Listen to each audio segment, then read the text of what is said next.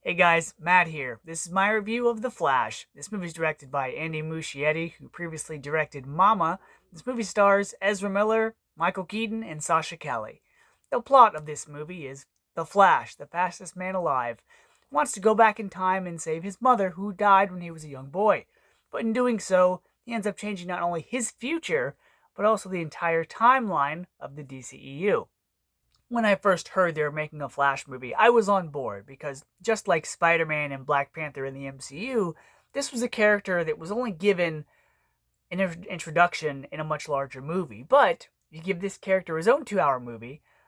I was looking forward to the different enemies and rogues gallery we could see from the Flash, or a maturity in him being a hero for a while, and also a look at the different powers he's learned and can possess. And then when I found out they were basing this movie off of the Flashpoint storyline, I was very excited because that's one of my favorite storylines. And I was looking forward to all of the different characters, the different versions of things and people that we know in this movie. Though I know it would be limited just like MCU's Marvel Zombies, they can only do so much with the characters they've introduced thus far. So I was on board. And then they introduced Michael Keaton as Batman, and I was like, yeah, I'm going to see this regardless of what happens next. And then all the Ezra Miller drama happened. That's a different story, but let's just say it affected the box office of this movie, but not my interest in the story. As I said before, this movie is based on the comic book event Flashpoint and the animated movie Flashpoint Paradox, which is a lot darker and different than the movie that we got. And when I say dark and different, yeah, that dark and different. In that storyline, Bruce Wayne is the one who dies. Thomas Wayne, the father, becomes a ruthless Batman. Martha Wayne becomes the Joker. And some heroes are different. The timeline changes. They're enemies. And the villain in that movie, in that series, is Reverse Flash. And having been a huge fan of the Flash TV series, I was very excited at just the mere possibility of what this movie could give us. So, having seen it multiple times now, I can honestly say that I really enjoyed aspects of the movie. The storyline wasn't the strongest after multiple viewings, but there is a lot there to enjoy. And it's a shame that the DCEU is coming to an end because this movie, a lot like other multiverse movies that we've seen too late in the franchise, there's nothing I'm excited for going forward, unfortunately. But this movie, for what it was, it left me smiling. We start with the acting in this movie. Ezra Miller, as a person, I don't care for him. But everything outside of this movie aside, Ezra Miller was fine as this version of the Flash. He's not my favorite version of the Flash, but for this type of character, this role, he was fine. It was just like he was in the Justice League movie, where he's very timid, very nervous, very shy, not good with people. And so to see him play dual roles, it worked. Now, you have the mature, the old Barry, if you will, and then you have this younger, newer version of Barry Allen discovering his powers for the first time. And so, I will say, as an actor, that dichotomy of the older version who knows everything, is knowledgeable and wise, versus the younger, giddy, novice version of Barry, they played off each other very well. Now, one thing that I wish they would have done in this movie is I wish they maybe had somebody else play the younger version of Barry, like Grant Gustin. I mean, one, because this is a multiverse movie, but also, just like Doctor Strange in the Multiverse of Madness, you had Benedict Cumberbatch be the only actor that played Doctor Strange, yet everyone else looked different, which was a little weird. Now, Sasha Callie as Supergirl, or Kara Zor-El in this movie, she was good. Her role was not as large as I wanted to be, but to be an embodiment of Supergirl that we have not seen, since the TV show versions, or I'm forgetting her name, Helen Slater version in the old Supergirl movie, she was good. It was nice to see another Kryptonian that wasn't Zod in the Snyderverse, if you will, and she embodied the Supergirl character really well. Also, Michael Keaton as Batman. that was my favorite part of this movie. And if you have anyone say anything negative about that aspect of the movie, then they're crazy, because you could tell that not only the fans, but also Michael Keaton himself really enjoyed those moments, those scenes, those sets, those lines, everything that he brought to us on screen just made everybody smile. And that was the best part of this film. It was really nice. Uh, yeah, I can't gush about that part enough, because this was not only a nice something I like in movies where you have an old character who meets a newer, younger character who has no idea who he is. As an audience member, you know the history, you know the past, you know where they came from, so that's great. It's the younger character learning about those aspects, learning all that stuff about this guy, this character that we know, that we're familiar with. I like that kind of movie magic, and here they played off well with each other. You had the old wise Batman, and you have the new hero that is the Flash. And I like the other actors that had lengthy or meaningful roles in this movie, aside from the side characters, were that of Barry Allen's dad, played by Ron Livingston, who was recast from Billy Crudup in Justice League, but also his mom, of Nora Allen. And as loving parents, they were great.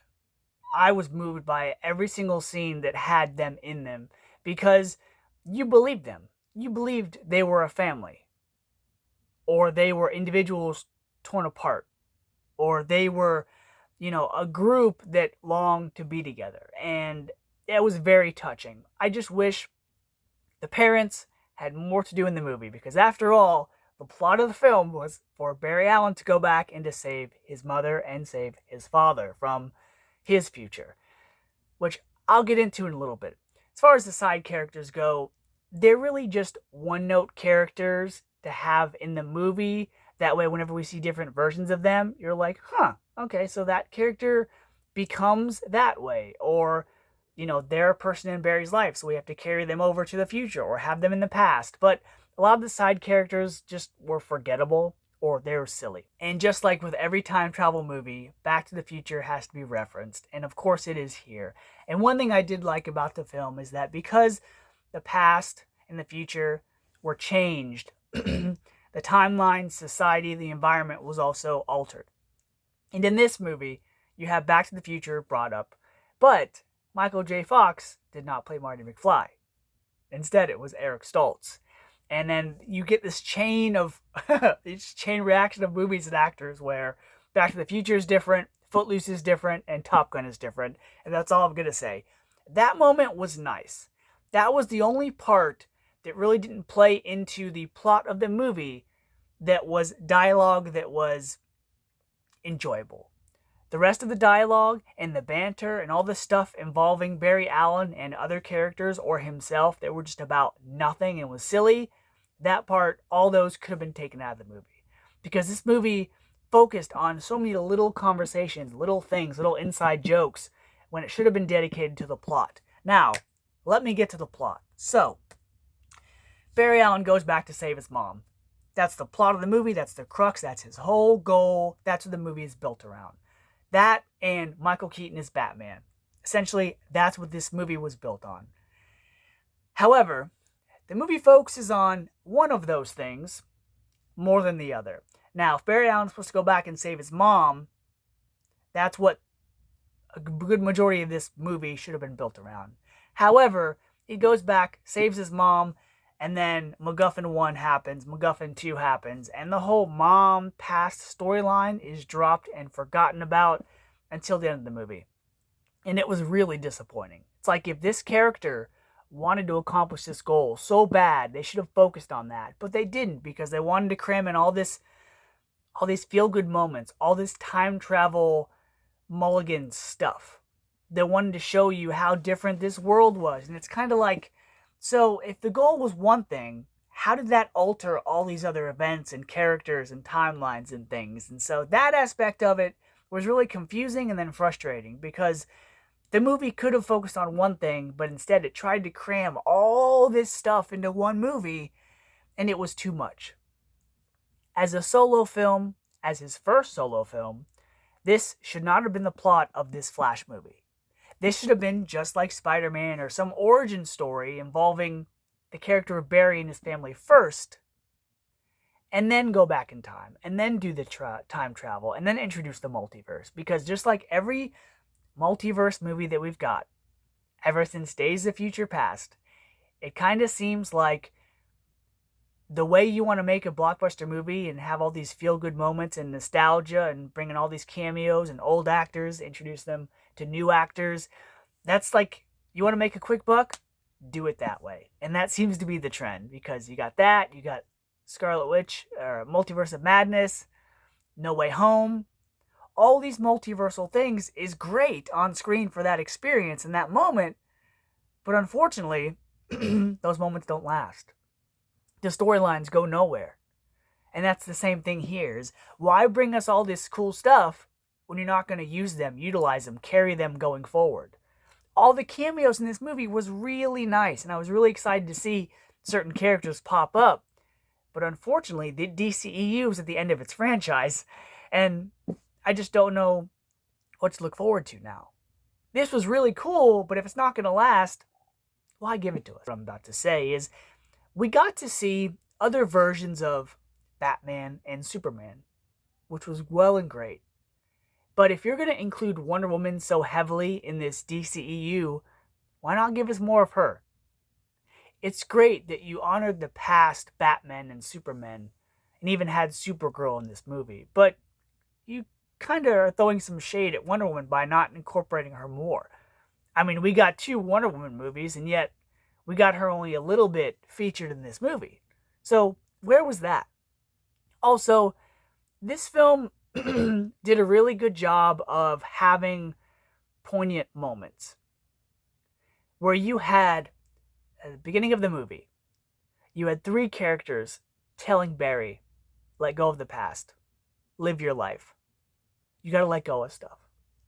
And I really liked that. That aspect of the movie was really well done. Not every problem has a solution. You know, that and a couple other lines are going to stick with me, because there was heart and soul in certain scenes in this movie. And let me tell you, there's a scene at the end of this movie in a grocery store. It left me in tears every time I watch this movie. Really heavy stuff. But the focus seemed to be more on including this plot that really went nowhere. Including this villain that really didn't show up until the end of the movie. And they focused on a bunch of other silly stuff, which is the things I didn't like in this film. So, because the time travel aspect was interesting, as it always is in films, you know, just like Time Crimes, which is a Spanish time travel movie, the idea is there, the intrigue is there, the mystery is there.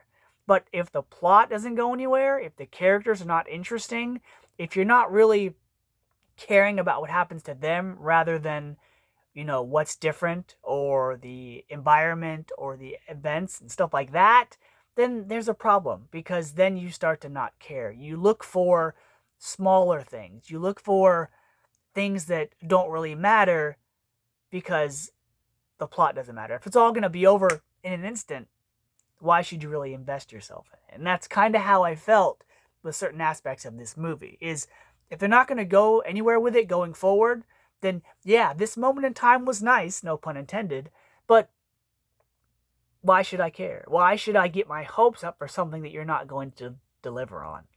Now, this movie also had some nice moments, some really cool Batman scenes, and I'm not just talking about Ben Affleck and Michael Keaton, but both.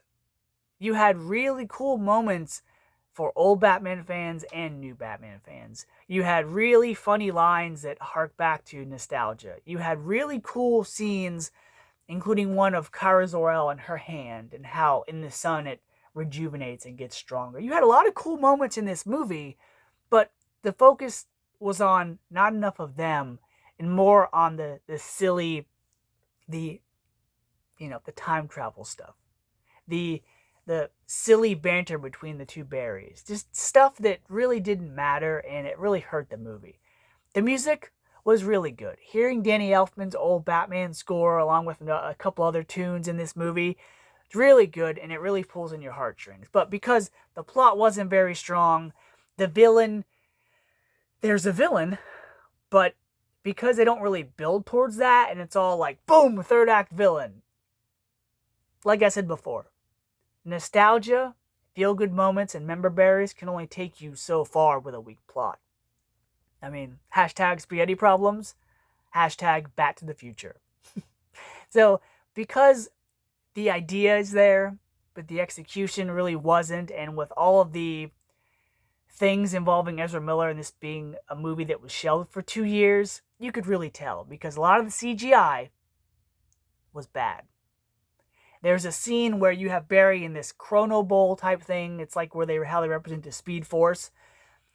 When it shows him going back in time, those aspects are fine, because you had a bunch of characters and people that they looked very rubbery, like PlayStation 2 graphics, but it didn't really bug me too much because I could tell who was supposed to be who. Now, there are scenes where you have the two Flashes standing next to each other, and while one's talking, the other one has a still face, and you could tell that something's off about it, or it's a different actor, or they spliced it together in a weird way. That was odd. Some of the CGI at the beginning of the movie, including Batman's cape, or some babies falling from a building. I know it's not incredibly dire, but it just takes you out of it a little bit because you can tell that's fake. And with a movie that's been worked on for this long, improvements could have and should have been made. So, because the plot is okay, but the member berries and all the nostalgia is the reason why you want to see this movie, I'm going to give The Flash a C+. If you're a fan of The Flash, I would check this movie out. Especially if you're a fan of the TV show or the Flashpoint storyline. So I also wanted to make note of something and just get it out there in the ether in case nobody else has pointed it out yet. So there's a scene in the movie where young Barry, newer Barry, discovers his powers for the first time. And when he's in this apartment building, he zooms out of it down the street. And is a moment where he snatches a slice of pizza from a gentleman. This actor is played by Nikolai Coster-Waldau, aka Jaime Lannister from Game of Thrones. And I say this for two reasons, and I've seen the movie multiple times. One, it shows this actor twice. The first time when the pizza is snatched from him, but also his reaction when he realizes it's gone. Also, Muschietti directed a movie called Mama back in 2013. This movie also starred Nikolai Coster-Waldau. I originally thought this actor was the guy at the end of the movie in which Barry snatches a hot dog from him, but that's a different guy entirely, and possibly even the director himself. So I just wanted to point that out there because I thought that was pretty neat. That's just one of the many blink and you'll miss them cameos in this movie.